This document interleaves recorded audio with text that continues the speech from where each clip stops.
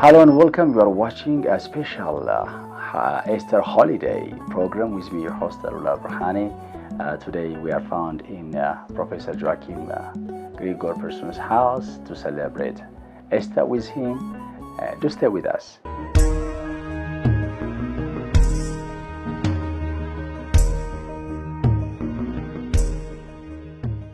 I would like to say Happy Easter, Professor. Okay, እንኳን አደረሳችሁ መልካም ፋሲካ እንኳን አብሮ አደረሰን። መልካም ፋሲካ። አሜን።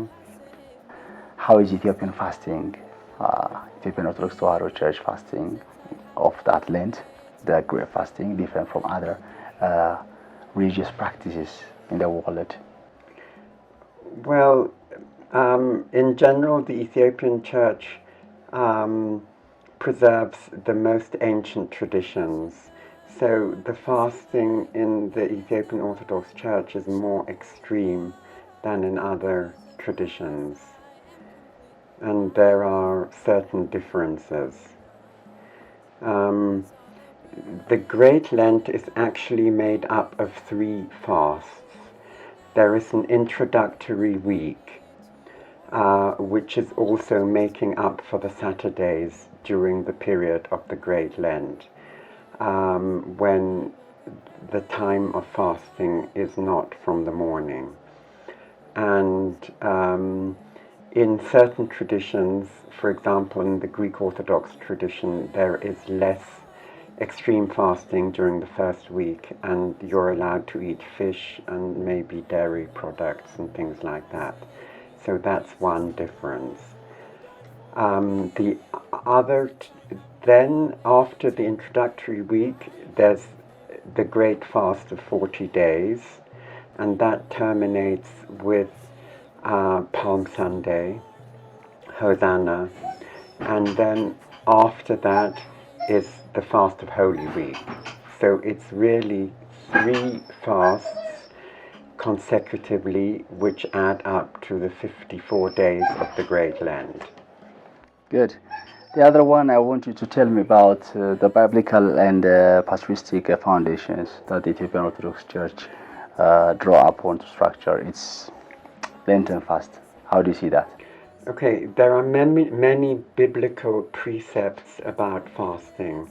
Firstly, fasting was the first commandment in the Old Testament. In the book of Genesis, God told Adam and Eve not to eat from the forbidden fruit, and it was when they ate from the forbidden fruit that they separated from God and fell into sin. So abstaining from food is a way of returning to the state of blessedness and communion with God, which we lost through the original sin. In many of the biblical books refer to fasting. For example, in the book of Psalms, there are many references. Psalm 35:13 says, I humbled myself with fasting. Psalm 69 verse 10, I wept and chastened my soul with fasting. Psalm 109:24, my knees were weak through fasting. We also come across fasting being used in special circumstances to beg for mercy from God. For example, in 2 Samuel 12:16, it describes how King David fasted and pleaded with God for his child lying all night on the ground. It can also be a reaction to terrible situations. For example, in Nehemiah 1:3-4, he fasted when he heard that the wall of Jerusalem had broken down and the gates were burnt by fire. Sometimes all the population was called to fasting. For example, in Ezra 8:21, thus did Ezra the scribe and priest fasting and calling to the whole population to fast. it's not only in the Old Testament, so it's obviously a very clearly stated precept in the Old Testament, but also in the New Testament. When we come up to the time of Christ, for example, in Luke 2:37, the prophetess Anna did not depart from the temple, but served God with fasting and prayer night and day. And in Luke 2:37, no, sorry, that was Luke 2:37. In Matthew 9:15, Jesus said, "When the bridegroom is taken from them, then they will fast." Not only in the Gospels, but also in the writings of St. Paul, we come across many references to fasting. For example, 2 Corinthians 6:5, the Apostle Paul said, "In labors, in sleeplessness, in fasting." 2 Corinthians 11:27, in fasting often. Fasting was also associated with particular spiritual practices, such as the casting out of demons or exorcism. In Matthew 17:21, it says, these do not go out except through prayer and fasting. And it also accompanied certain special activities. For example, the selection of deacons was accompanied by fasting in Acts 13:2-3. So we see that fasting is a very biblical practice, which was sanctioned both by the Old and the New Testament. And in the monastic tradition, it was very important. In the early Egyptian monasteries, the monks would go out into the desert to pray and fast during the Great Lent and come together again for Easter. And in most Christian monastic traditions, fasting plays an important role. Could you elaborate on how the historical development of Lent in the Ethiopian Orthodox Church may differ from other Orthodox or early Christian traditions? Well, I already mentioned one thing, and that is that during the preparatory week,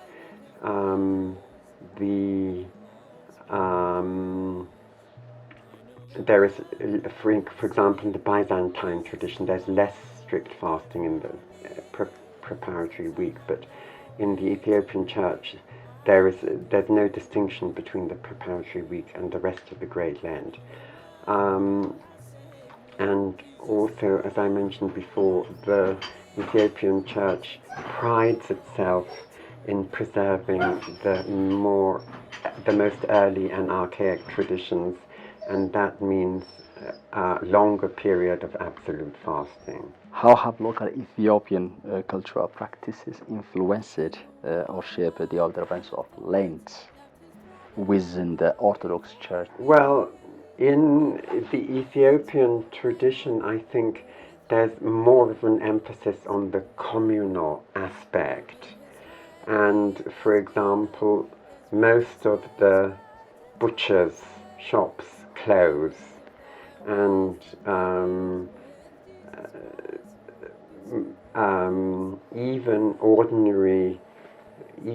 young people who don't seem that religious will abstain from eating or drinking anything till midday. I remember asking a worker who helped me with something if he wanted to have some coffee, and he said, "Oh no, not before midday," and he was a young, secular-looking young man. So I think the adhering to a longer period of abstinence and the communal aspect is particularly characteristic of the Ethiopian Orthodox Church. observance, Ethiopian Orthodox observance of Lent. In what ways has the Church maintained ancient traditions of fasting despite modernization and external influences? Well, I have heard that it's difficult for the Ethiopian Orthodox in the diaspora, and some of them only observe Filsata because they find it so difficult to, in their context, to observe the other fasting periods. But some of the fasting periods, they say Yeke Som. It's associated only with, particularly with the clergy. But I think the Great Lent is recognized as the most important period of fasting, which should be observed by all Christians. And I think that Ethiopian Orthodox have a particular strong commitment and devotion, and this expresses itself in a literal observance of the fast. What are the key spiritual practices aside from dietary fasting that are emphasized during the Lent season in the Ethiopian Orthodox Church? Well, the key practices are going to church, attending the Divine Liturgy, and the Divine Liturgy usually starts at midday, and engaging. There's special readings during the Great Lent, and it is expected that people spend more time in prayer and meditation and spiritual practices. How do the liturgical rhythms, like specific prayers, chants, and services during Lent in Ethiopia, compare to those in other Orthodox rites? Musically, there's a special mode of chanting during Lent, which expresses sadness and mourning and grief. The Ethiopian Orthodox has a particular rich liturgical tradition. For example, they use more of the anaphoras than in any other church. They use more different kinds of readings and liturgical texts.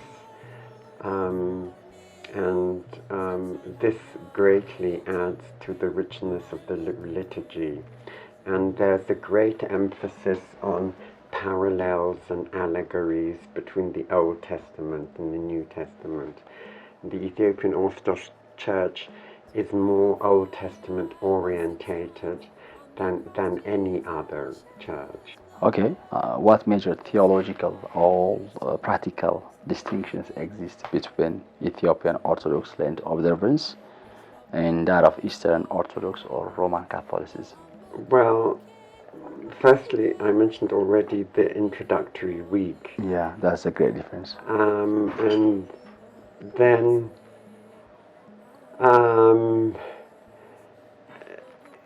the Ethiopian tradition is more extreme, and there's more emphasis on also attending the liturgy and other liturgical services, particularly during the Holy Week. Many people will spend most of their time inside the church, and there are services from early in the morning till night time. It's much, everything in the Ethiopian Orthodox Church is more colourful and more extreme than in other churches. How might the Ethiopian Orthodox churches longer and stricter fasting periods be understood in ecumenical discussions on ascetic practice? Well, I think firstly the idea of fasting and the idea of giving something up for God is common to all Christian traditions to some degree. Protestants have less structured system of fasting. I have heard that in Ethiopia some Protestants fast, for example, during the short month between the 13th month, just before the New Year. But the Ethiopian Orthodox Church is respected for preserving the most ancient traditions and the spirituality of the early church. And I think that many people from other churches respect that. And I remember when I was in London and I went to the Orthodox Church at Easter, there were many people from the Protestant churches who also came to the celebration at the Ethiopian Orthodox Church for the Easter liturgy. So I think people have great respect for the Ethiopian Orthodox Church, and they feel that she has a particular role in the ecumenical context, among other things, as guardians of the pristine earliest Christian culture. What are the contemporary challenges faced by Ethiopian Orthodox Christians, especially the diaspora, in observing the Lenten fast? Well,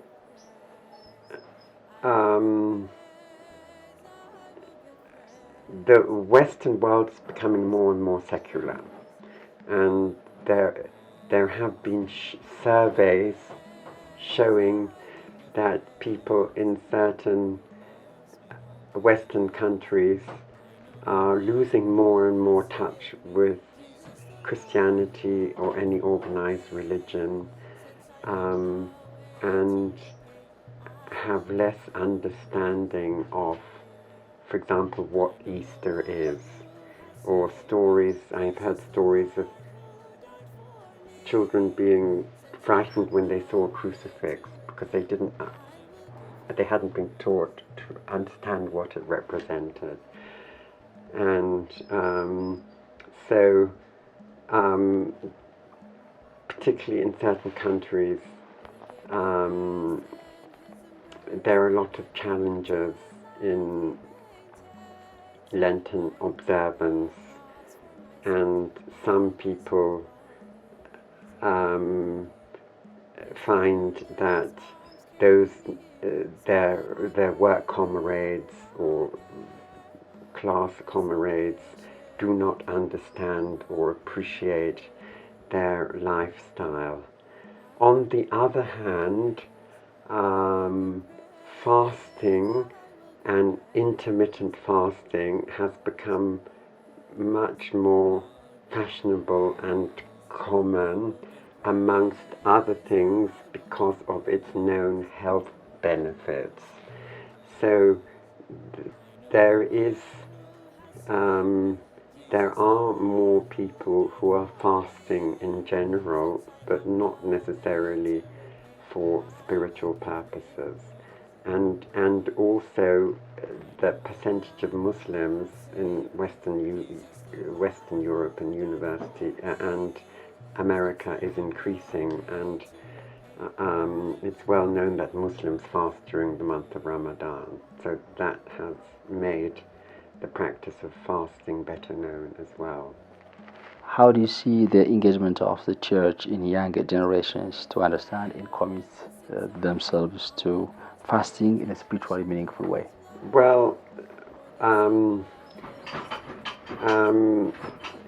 I think that particularly during the communist period, there was a lot of atheist socialist propaganda, and people were discouraged from religious observance. And during that time, the church instituted new procedures and They strengthened certain parachurch institutions like the Sunday schools, which popularized fasting observance. For example, Abuna Tekla Heimanot, the hermit who became patriarch during the communist period, he spent a lot of his time fasting in a very extreme way, and he ate a very restricted diet. He was very great exemplar of ascetic lifestyle, and he also encouraged very much the Sunday school movement. Also, they instituted Mastal Court Agalgalot, or Vesper services with preaching and testimonials from the faithful, etc. And so the people didn't only go to church in the morning on Sundays and on festivals, but they also congregated at the churches during in the evening for these evening services. And in the communist period, the churches were one of the few places where people could gather without government supervision. So these evening services became very popular, even among secular people. And the preaching at the evening services had great influence. And this continued after the fall of the communist regime. And also youth associations like Mahbar Kudusan popularized religious observance as part of youth culture. In light of today's globalized full culture, how is the meaning of fasting preserved or reinterpreted in urban Ethiopian settings? Well, there's some debate about abstinence from taking liquids, to what extent that is, particularly water, that is beneficial or not. But certainly abstinence from food for certain periods is healthy. And in many Western nations, the practice of intermittent fasting has become more common. And also research has been done on longevity and what kind of people achieve an old age. And it has been shown that people who practice some form of fasting or who are deprived of food for certain periods developed characteristics which enable them to live longer. So, contrary, I remember hearing people saying that Orthodox fasting practices were bad for your health 30 years ago, but now the evidence proves the opposite, and there is conclusive evidence that certain types of fasting are beneficial for health. What role does communal fasting play in Ethiopian Orthodox Church identity and social cohesion? In the Orthodox tradition in general, there's a great emphasis on community experience and communal life, and more so, there used to be in the Catholic Church, but the Catholic Church has become more individualistic, and the Protestant churches are very individualistic.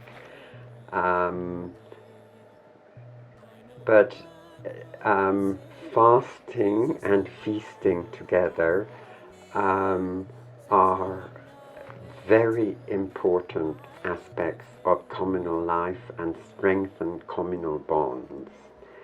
And the whole food culture also, eating only vegetarian foods and only after a certain time of the day, that requires a certain discipline and working together, and it fosters a sense of unity and community and so on. And also it's well known that in the Islamic community the observance of Ramadan has very big impact on increasing the solidarity of the Muslim community. So I think fasting practices in the Ethiopian Church play a big role.